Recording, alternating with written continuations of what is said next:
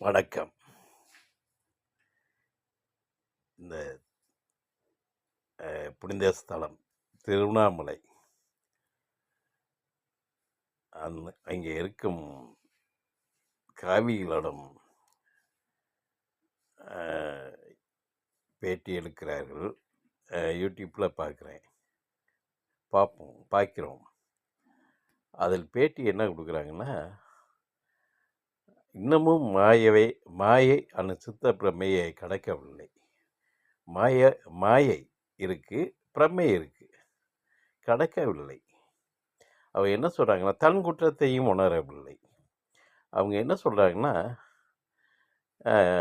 என் மருமக சரியில்லை, மகன் சரியில்லை, சம்சாரம் சரியில்லை அப்படின்னு பிறரை குற்றம் சாடி கொண்டு தான் இருக்கிறார்கள். இவர் சரியாக இருந்தால் தான் இங்கே இருந்திருப்பார்ல. ஃபஸ்ட்டு தன்னுடைய குணத்தை ஒத்துக்கொள்ள வேண்டும்.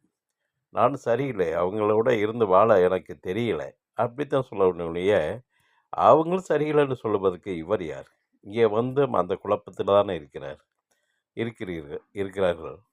இந்த மாயை இப்போது சில பேர் நான் கடவுளை கண்டேன் அப்படின்னு பல வருஷப்பட்டு அந்த கடவுளை கண்டவன் வந்து வாய் திறந்து பேச மாட்டான், இவ்வளவு பரவசப்பட மாட்டான். இதுவும் ஒரு மாயை, பிரமை, சித்த பிரமை. இப்படிப்பட்ட நிலைப்பாடுக்குள்ள நிலை உள்ளவர்கள் அந்த சித்த பிரமை வந்து சில சமயம் எது செய்வோம்னு தெரியாமல் எதையும் செஞ்சுவிடும் பிரமை. அதனால் இந்த நபர்களால் வந்து பிறருக்கு வந்து ஒரு இடைஞ்சலைத்தான் உண்டாக்கும், இன்னும் பக்குவப்படவில்லை. அதனால் கொஞ்சம் பார்த்து நிதானப்படுத்தி அந்த புனித ஸ்தலத்தில் நிதான நோக்கோட அவர்களை செயல்படுத்துவது வரும் பக்தர்களுக்கு நல்லது. அவருடைய போங்கு, ஏன்னா அவர்கள் கூட்டம் அதிகரித்து விட்டது. இப்போ அதிகரிக்கும் போது என்ன ஆகுதுன்னா, வரும் உண்மையான பக்தர்களை பாதிக்கும்.